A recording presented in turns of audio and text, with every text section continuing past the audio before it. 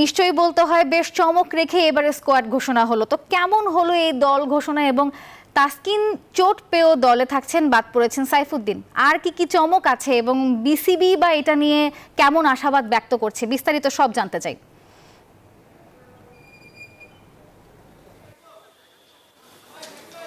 ধন্যবাদ নাফিসা। আসলে বলতে হবে যে বাংলাদেশের বিশ্বকাপ দল ঘোষণা করছে, দলে কিন্তু ব্যাপক চমক রয়েছে। চমকের কথা, তাসকিনের কথা বলতে হবে। গুঞ্জন ছিল যে তাসকিন যেহেতু লাস্ট টি-20তে জিম্বাবুয়ের বিপক্ষে চোট পেয়েছিলেন এবং ধরা হয়েছিল আসলে বিশ্বকাপের প্রথম দিকে তাসকিন মিস করবেন এবং এমনটাই আলোচনা গুঞ্জন ছিল। গতকালকে আমরা দেখেছি এরকম আলোচনা গুঞ্জন ছিল এবং তার রিপোর্টও পাঠানো হয়েছিল যুক্তরাষ্ট্রে আসলে তার চোটের কী অবস্থা। সবশেষে দেখা যাচ্ছে তাসকিনকে দলে রাখা হয়েছে এবং তাসকিনকে কিন্তু সহ অধিনায়ক হিসেবে রাখা হয়েছে। নাজমুল হোসেন শান্ত অধিনায়ক এবং তার ডেপুটি হিসেবে আছেন তাসকিন আহমেদ। এটা বলতে হবে সবচেয়ে বড় চমক।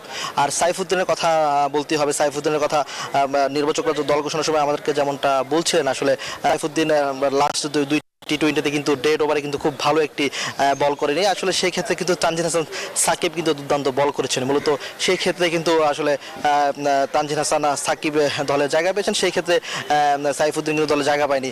সাইফুদ্দিন বিপিএলে ভালো করেছিলেন, দীর্ঘদিন ইনজুরি কাটিয়ে এসে বিপিএলে ফিরেছিলেন। বিপিএলে ফেরার পরে কিন্তু সাইফুদ্দিন খুব দারুণ করেছিলেন, কিন্তু শেষ পর্যন্ত কিন্তু জিম্বাবুয়ের বিপক্ষে যে টি-20 ছিল লাস্ট টি-20, সেই টি-20তে ডেড ওভারে কিন্তু সে খুবই খুচরে ছিল আমরা বলতেই হবে। এবং সেই কারণে কিন্তু আমার নির্বাচক প্যানেল যে প্রধান নির্বাচক তিনি আমাদেরকে ব্যাখ্যা দিয়েছেন যে আসলে সাইফুদ্দিনের কথা, সাইফুদ্দিন না থাকার মূল কারণ হচ্ছে আসলে ডেড ওভার সে ভালো করে না। সেক্ষেত্রে তানজিদ হাসান সাকিব আসলে খুব এগিয়ে আছে, সেক্ষেত্রে তানজিদ হাসান সাকিবকে নিয়েছে। আর যদি লিটন সোমর কথা বলতে হবে, ব্যর্থতার ভিত্তিতে কিন্তু ওপেনিংয়ে যে আমাদের স্লটে কিন্তু লিটন দাস কিন্তু বারবারই ব্যর্থতার পরিচয় দিয়ে গেছেন। জিম্বাবুয়ের বিপক্ষে কিন্তু তিনি একটি ম্যাচও ওইভাবে জ্বলে উঠতে পারেনি। সেই লিটন দাসকে কিন্তু পরবর্তীতে কিন্তু আসলে ড্রপ করা হয়েছিল।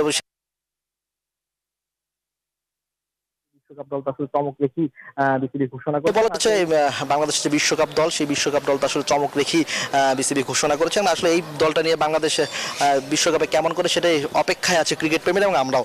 তো মিরপুর থেকে আমার কাছে আসলে এই ছিল সর্বশেষ। নাফিসা। ইমরান, আপনাকে ধন্যবাদ।